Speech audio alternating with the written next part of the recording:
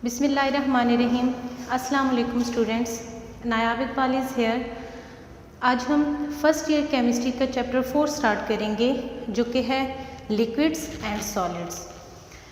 Dear students, आपको पता है कि मैटर मेनली 3 स्टेट में एग्जिस्ट करती है, सॉलिड, लिक्विड एंड गैसेस। ये तीनों स्टेट एक दूसरे से डिफ़र करती हैं इंटरमॉलिक्यूलर फोर्सेस की बिना पे और इंटरमॉलिक्यूलर डिस्टेंस की बिना पे। अगर हम बात करें चैप्टर नंबर 4 की, तो चैप्टर नंबर 4 में हम मेनली मैटर की 2 स्टेट को स्टडी करेंगे जो कि है लिक्विड एंड सॉलिड्स। हम इनकी प्रॉपर्टीज़ डिस्कस करेंगे और हम इनके बिहेवियर को स्टडी करेंगे। सबसे पहले अगर हम इनके दरमियान डिफरेंसेस की बात करें कि सॉलिड, लिक्विड एंड गैसेस एक दूसरे से किस तरह से डिफरेंट होती हैं, तो हम इनकी स्टेट के बारे में बात करते हैं। इनके दरमियान मेनली जो डिफरेंस होता है वो इनके इंटरमॉलिक्यूलर डिस्टेंस की बिना पे होता है। अगर हम लिक्विड्स की बात करें तो लिक्विड का जो इंटरमॉलिक्यूलर डिस्टेंस है वो सॉलिड से ग्रेटर एंड गैसेस से स्मॉलर होता है। इंटरमॉलिक्यूलर डिस्टेंस क्या होता है? इंटरमॉलिक्यूलर डिस्टेंस बेसिकली मॉलिक्यूल्स के दरमियान फासला है। अगर हम गैसेस की बात करें तो गैसेस के मॉलिक्यूल्स के दरमियान बहुत ज़्यादा फासला पाया जाता है। दूसरे लफ्ज़ों में हम कह सकते हैं कि इनके दरमियान इंटरमॉलिक्यूलर डिस्टेंस ज़्यादा होता है। अगर हम लिक्विड की बात करें तो लिक्विड में इंटरमॉलिक्यूलर डिस्टेंस गैसेस के मुकाबले में कम लेकिन सॉलिड के मुकाबले में ज़्यादा होता है। सॉलिड के पार्टिकल बहुत ही करीब करीब होते हैं जिसकी वजह से हम कहते हैं कि उनके दरमियान इंटरमॉलिक्यूलर डिस्टेंस बहुत ही कम होता है। इसी तरह से इंटरमॉलिक्यूलर डिस्टेंस की बिना पे हम इनके दरमियान इंटरमॉलिक्यूलर फोर्सेस की बात करते हैं। इंटरमॉलिक्यूलर फोर्सेस दरअसल इंटरैक्शंस हैं जो कि मॉलिक्यूल्स के दरमियान पाई जाती हैं। अब अगर हम इन्हीं तीनों स्टेट्स को दोबारा से देखें तो सॉलिड के दरमियान चूँकि इंटरमॉलिक्यूलर डिस्टेंस बहुत कम होता है, मॉलिक्यूल्स एक दूसरे के करीब करीब होते हैं, इस वजह से उनके दरमियान इंटरमॉलिक्यूलर अट्रैक्शन ज़्यादा होती है। लिक्विड की अगर बात की जाए तो लिक्विड के अंदर इंटरमॉलिक्यूलर डिस्टेंस सॉलिड के मुकाबले में ज़्यादा होता है। उनके पार्टिकल सॉलिड के मुकाबले में दूर दूर होते हैं जिसकी वजह से उनके दरमियान इंटरमॉलिक्यूलर डिस्टेंस जो है वो इंटरमॉलिक्यूलर फोर्सेस थोड़ी वीक होती हैं सॉलिड के मुकाबले में। और अगर हम गैसेस की बात करें तो गैसेस में इंटरमॉलिक्यूलर फोर्सेस सबसे वीक होंगी सॉलिड और लिक्विड के मुकाबले में, क्योंकि उनके मॉलिक्यूल्स के दरमियान फासला बहुत ज़्यादा होता है। आज का जो हमारा लेक्चर है वो बेसिकली इंटरमॉलिक्यूलर फोर्सेस के ऊपर ही है। हम जब लिक्विड के मॉलिक्यूल्स की बात करते हैं या फिर हम अगर सॉलिड और गैसेस के मॉलिक्यूल्स की भी बात करें तो हमारे पास 2 तरह की फोर्सेस आती हैं। एक को नाम दिया जाता है इंटरमॉलिक्यूलर फोर्सेस का और एक को नाम दिया जाता है इंट्रामॉलिक्यूलर फोर्सेस का।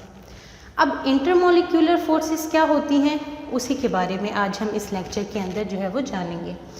इंटरमॉलिक्यूलर फोर्सेस बेसिकली अगर हम इनको डिफाइन करें तो हम कहते हैं कि the forces of attraction between separate molecules of a substance.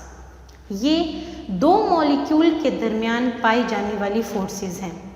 जब हम किसी भी सब्सटेंस की बात करते हैं उसके अंदर जो मॉलिक्यूल्स मौजूद होते हैं उन 2 मॉलिक्यूल के दरमियान जो इंटरेक्शन होगी उस इंटरेक्शन को, उस अट्रैक्शन को हम नाम देंगे इंटरमॉलिक्यूलर फोर्सेस का।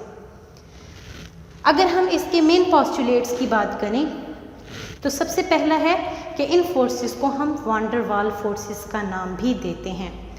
हमारे पास फॉर एग्जांपल 2 मॉलिक्यूल हैं, कोई भी सब्सटेंस है उसके ये 2 मॉलिक्यूल हैं, उन 2 मॉलिक्यूल के दरमियान एक ताल्लुक़ मौजूद है, एक इंटरेक्शन मौजूद है।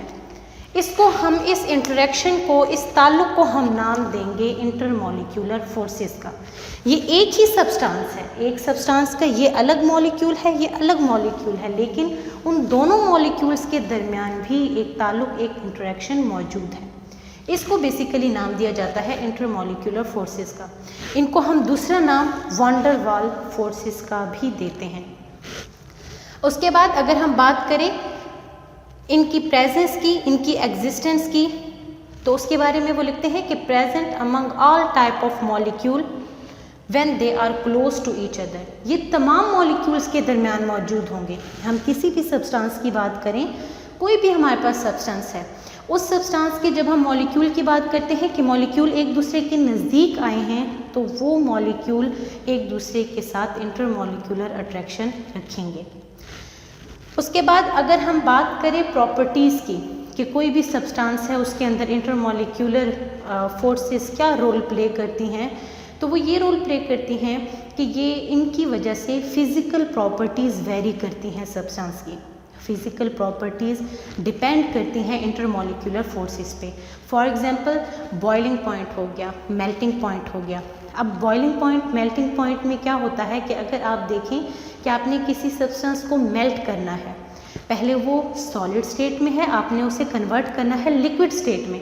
अब जब वो सॉलिड स्टेट में था तो उसके मॉलिक्यूल्स नज़दीक नज़दीक थे, उनके दरमियान जो इंटरमॉलिक्यूलर फोर्सेस थी वो ज़्यादा थी। जब आपने उनको मेल्ट किया तो वो लिक्विड स्टेट में आएंगे और आपको उनकी इंटरमॉलिक्यूलर फोर्सेस को कमज़ोर करना पड़ेगा, उन्हें तोड़ना पड़ेगा। तो फिज़िकल प्रॉपर्टीज़ डिपेंड करती हैं इंटरमॉलिक्यूलर फोर्सेस पे।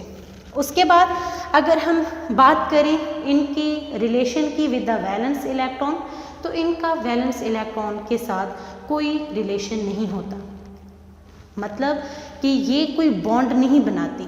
हम जस्ट एक मॉलिक्यूल की दूसरे मॉलिक्यूल के साथ इंटरेक्शन की बात करेंगे, हम वहाँ पर बॉन्ड की बात नहीं करेंगे।